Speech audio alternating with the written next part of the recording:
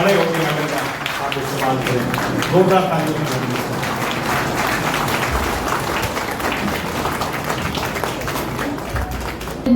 अश्वी Verma ji, Rohit Verma ji, the programme coordinator, नगर पूजा समिति के सभी सदस्य, मुहर्रम समिति के आदरणीय सदस्य और अन्य सभी मंदिर, ताराचंडी मंदिर के सदस्य, गुरुवा महादेव मंदिर के महामंत्री, सभी विभिन्न समितियों के सदस्य, लॉयंस क्लब के रिस्पेक्टेड मेंबर, टीचर्स और सारे पत्रकार और अन्य सभी लोग जो भी यहाँ मौजूद हैं, सबका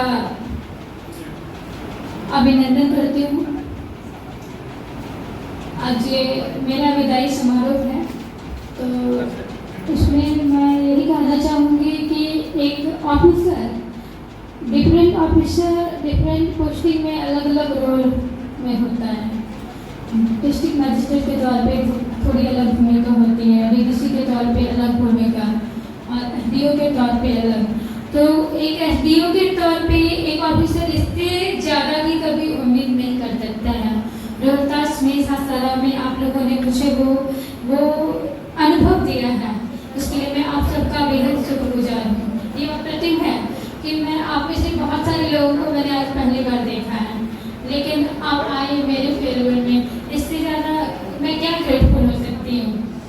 और मेरा कार्यकाल यहाँ 8 महीने का रहा है और मेरे जो 6 ब्लॉक हैं, एक मैं जानना चाहूँगी कोचेस से कोई है? कोचेस से आ रहे हैं घर के हैं, घर से चिरारी से विनोखा, शिवसागर से भी हैं। तो मेरे 6 ब्लॉक जो हैं बहुत ज़्यादा क्षेत्रफल में करती थी, लेकिन जब मुझे कहा जाता था कि समस्या आ गई है तो देख लीजिए, तो मैं जरूर जाती थी। पर एक लोगों के प्रति विश्वास था कि कुछ होगा तो मुझे तुरंत ही सूचना आएगी, तो लोगों के सहयोग की वजह से एक स्मूथ कार्यकाल संभव हो पाया। लोग एसडीओ से कई बार उम्मीद करते हैं कि रोड बनाना है और ये योजना चयनित करनी है विभिन्न प्रकार की, लेकिन एसडीओ की भूमिका मुख्य तौर पे होती है विधि व्यवस्था संधारण कि कहीं पे जो है जो सोशल फैब्रिक है, सामाजिक समरसता और ये टुगेदरनेस का जो भाव है ना वो खत्म ना हो, कहीं लड़ाई झगड़ा अनावश्यक नहीं हो, कहीं दंगा ना हो, कोई भूमि विवाद है उसमें मर्डर ना हो जाए। तो एसडीओ का मेन रोल यही है। एक मार्केट एरिया है तो वहाँ भी ज़्यादा परेशानी ना हो। कोई भी डेवलपमेंट तभी होगा जब सोसाइटी में शांति होगी, जब लॉ एंड ऑर्डर का सिचुएशन होगा तो कोई विभिन्न डेवलपमेंट वर्क फ्लरिश नहीं कर सकता।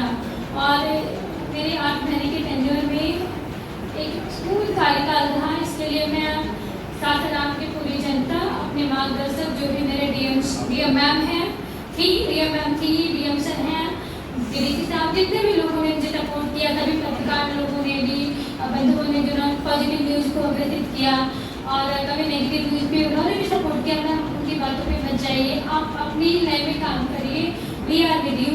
तो एक ऑफिसर इससे ज़्यादा क्या चाहता है? ऑफिसर कभी खाली नहीं होता है और मैं तो मुझे लगता है कि ऑफिसर जब बहुत ज़्यादा थालियाँ होने लगे तो जरूरी है कि इसका ट्रांसफर हो जाए। तो ऑफिसर अतिथि बन के आता है और स्थानीय लोगों के सहयोग से कार्य करता है और उसको कभी भी स्थानीय चीज़ों में बहुत बड़ा स्टेक होल्डर बनने की जरूरत नहीं है। लोग कहते हैं एसडीओ ने पूजा संपन्न करा ली, अच्छे से एसडीओ ने नहीं करवाया, समिति के सहयोग से एसडीओ एक फिगर बन के खड़ा हुआ कि कुछ भी हो तो मैं देख लूँ। आप लोगों ने कर लिया तो बिगेस्ट स्टेक होल्डर और SDO is not SDO, it's people. आप लोग हैं, आप लोग मतलब जो यहाँ मौजूद है वो और जो लोग नहीं मौजूद हैं सभी, उन सब के सहयोग से ही कोई एसडीओ या कोई ऑफिसर काम कर पाता है। और मुझे बहुत अच्छे सोशल रिलेशन आप लोगों ने दिया और मैं आप लोगों को हमेशा याद रखूंगी। और ऐसे नहीं, बहुत सारे लोग यहाँ खुद की सासाराम में भी लोग बोलते हैं मैम आपने सासाराम संभाल लिया तो अब बाकी जगह संभाल लेंगी। तो इन्हें भी सासाराम में सासाराम टफ तो है, लेकिन मैं कहूँगी कि मैंने अद्भुत है सासाराम के लोग भी, आप लोगों का जोड़ नहीं है, ये कहना उचित होगा। मैंने जब आप लोग खुश होते हैं तो खुश होकर इतनी हृदय को छूने वाली बातें बोलते हैं जो उम्र नहीं भूले, और जब आप नाराज होते हैं तो भी आप ऐसी बातें बोलते हैं मिनट में। तो ह्यूमन नेचर एक कॉम्प्लेक्स है ना, जैसे कोई इंसान है उसके बारे में आपको सब पता है कि कब किस टाइम कैसे बिहेव करेगा, तो क्या आपको उसको जानने में बहुत रुचि होगी? नहीं, आई नो इट ऑल। पर सासाराम में वो बात नहीं है। सासाराम में एक चौंका देने वाली प्रवृत्ति है जो मुझे लगता है बहुत रुचिकर है। तो मैं एक बात कहना चाहूँगी कि मैंने एक मूवी देखा था, मूवी का लैंग्वेज मैं थोड़ा बदल दूंगी। उसमें जो नायक है वो नायिका से कहता है कि मुश्किल है तुमसे दोस्ती करना, पर उससे भी ज़्यादा मुश्किल है तुमसे दोस्ती नहीं करना। तो मेरे लिए सासाराम वही है कि आप लोग इतने अद्भुत, इतनी रोचक और इतनी इंटरेस्टिंग हैं, और इतने ह्यूमन नेचर का बहुत डिफरेंट ट्रेड है, बहुत खूबसूरत और बहुत पॉजिटिव और बहुत चैलेंजिंग भी कभी कभी, कि आप में रुचि लेना, आपसे मन न लगाना, आपके करीब जाके आपको समझना उससे ज़्यादा मुश्किल है जितना ज़्यादा आपसे दूर रहना। तो धीरे धीरे मैंने 8 महीने में, मुझे तो लगता है मैं यही की हूँ, इतने सारे लोग आकर मुझे बोलते हैं आप मत जाइए या आप फिर आइए, तो और क्या ऑफिसर चाह सकता है इससे ज़्यादा। मैं आप सबके बेहद शुक्रगुजार हूँ। आज लायंस क्लब जिन्होंने ये कार्यक्रम आयोजित किया इस विद्यालय में, मैं पहले भी आई हूँ, ये एक लेगेसी भी है इस शहर के लिए, क्योंकि हम सभी चाहते हैं बच्चों को अच्छी शिक्षा मिले, और जब कैपेबल हैं तो मैक्सिमम पेरेंट्स अपने बच्चों को प्राइवेट स्कूल में पढ़ाते हैं। बहुत सारे अच्छे सरकारी बोर्डिंग स्कूल हैं जैसे नवोदय विद्यालय वगैरह, तो इसमें सीट्स लिमिटेड होती है, और अब जब पेरेंट्स के पास थोड़े पैसे हैं तो हर व्यक्ति चाहता है मेरा बच्चा आंखों के सामने ही रहे।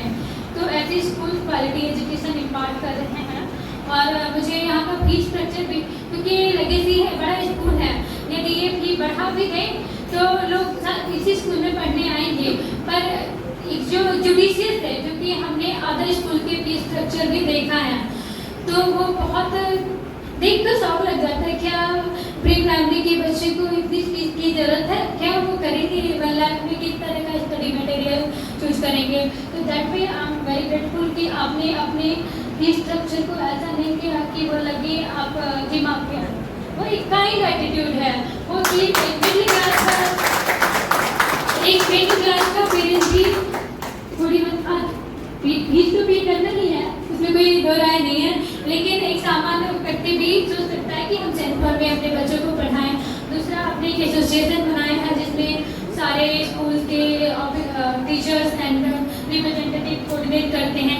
तो कॉमन प्लेटफॉर्म पे जब तक बात नहीं होगी तो एजुकेशन का लेवल आगे नहीं बढ़ेगा। That's very nice. और जो ये समिति है, पूजा समिति, मोहल्ला समिति, ऑनलाइन क्लब, ये बस नाम अलग है, बात एक ही है कि जो इंसान के अंदर, समाज के अंदर एक सामाजिक चेतना है, एक दूसरे के साथ होने की, एक दूसरे के साथ त्योहार मनाने की। तो कहीं ना कहीं ये सारी समिति, सारी क्लब यही करते हैं। और मेरा अनुरोध होगा कि लायंस क्लब जैसे और ढेर सारे क्लब होने चाहिए, और लायंस क्लब के माध्यम से भी बहुत तरह के सोशल कैंपेन्स होने चाहिए। और मैं चाहती हूँ एडमिनिस्ट्रेशन के साथ मिलकर आप लोग काम करते ही रहे, पर ये संबंध आगे भी चलता रहे। साथ ही जो है कि सारी समितियां भी मिलजुल के काम करें। जितने कैंपेन्स है ना, कहीं ना कहीं सब अलग अलग लगते हैं। जैसे आज ये कॉमन प्लेटफॉर्म हुआ कि सारी समिति के सदस्य आए और लायंस क्लब भी आए, तो कहीं ना कहीं लोग कहते हैं मैं लायंस क्लब से हूँ, मैं रोटरी क्लब से हूँ। ऐसी भी इवेंट्स होने चाहिए जब सब लोग एक साथ आए, चाहे वो किसी भी मोर्चे के हों, क्योंकि यही सोशल यूनिटी है, और इसके बिना हेल्दी एटमॉस्फेयर इमेजिन नहीं किया जा सकता। और जितने ज़्यादा इम्पोर्टेंट प्रोग्राम्स हैं उतने ज़्यादा इम्पोर्टेंट सोशल वेलफेयर भी आ जाते हैं। और लायंस क्लब का ही कुछ, रोटरी क्लब भी था, हाँ, तो कुछ जो एक पुलिस का चेक पोस्ट वगैरह आपने बनाया है, एडमिनिस्ट्रेशन के भी आप लोगों के माध्यम से जहाँ जहाँ हेल्प हुई है उसके लिए मैं एडमिनिस्ट्रेशन की तरफ से, पुलिस की तरफ से आप लोगों का बेहद शुक्रगुजार हूँ। कई बार होता है कि जो डेवलपमेंट के लिए फंड्स आते हैं वो थोड़े, उसका एक नियम है, उस नियम को हो सकता है अकाउंट्स में करोड़ों रुपये हैं, पर कोई भी फाइनेंशियल रूल लैप्स करके हम उसको नहीं खर्च कर सकते हैं। परंतु जो सोशल हेल्प होता है वो सेपरेट होता है। तो दैट भी जहाँ भी पुलिस के माध्यम से चेक बुक बने हैं उसमें वो कॉर्पोरेट सोशल रिस्पॉन्सिबिलिटी भी कहा जा सकता है कि जब हमारे पास अतिरिक्त धन है तो हमको उसको समाज के कार्य में भी लगाना ही चाहिए, तब जाके प्राइवेट सोशल पार्टिसिपेशन जो है वो धीरे धीरे खत्म होता जा रहा है। क्योंकि अब सरकार ने पेवर ब्लॉक घर तक, पहले जब हम छोटे थे तो हम नहीं सोचते थे हमारे घर के जाने अंतिम सीढ़ी तक जो है पेवर ब्लॉक सरकार द्वारा लगाया जाएगा, पर अब किसी भी गांव जाइए वो बोलते यहाँ पेवर ब्लॉक लगाइए, यहाँ हमारे घर तक जो है इतना भी 1 मीटर भी संपर्क पथ बचा हुआ है तो गाड़ी कैसे अंदर जाएगी हमारी, मैडम बनवाइए। तो बहुत सारी चीज़ों में सरकार ने लास्ट 10 और 15 ईयर में इतनी तरह तरह की स्कीम्स आ गए हैं कि लोग प्रशासन की तरफ भी देखते हैं। पर मैं बार बार कहती हूँ, आज भी कह रही हूँ कि हमारी सोशल रिस्पॉन्सिबिलिटी भी खत्म नहीं होनी चाहिए। हम लोगों को भी मिलजुल कर समाज की भलाई के लिए, अपने मोहल्ले के लिए काम करना चाहिए, चाहे वो सोशल कैंपेन के माध्यम से हो और यहाँ वो जो लोग करवाते हैं सामूहिक विवाह के माध्यम से हो या पुलिस के लिए चेक पोस्ट बनाने के माध्यम से हो, आश्रय गृह बनाने के माध्यम से हो, किसी गरीब पर मेधावी छात्र की फीस भरने के माध्यम से हो, ये कार्य चलता ही रहना चाहिए। क्योंकि जब तक इंडिविजुअल आगे नहीं आएंगे, सिर्फ सरकार अकेले पूरे समाज का भला हमेशा नहीं कर सकते। समाज को मजबूत होना ही होगा, एकजुट होना ही होगा। पुनः आप सबका बहुत बहुत धन्यवाद। और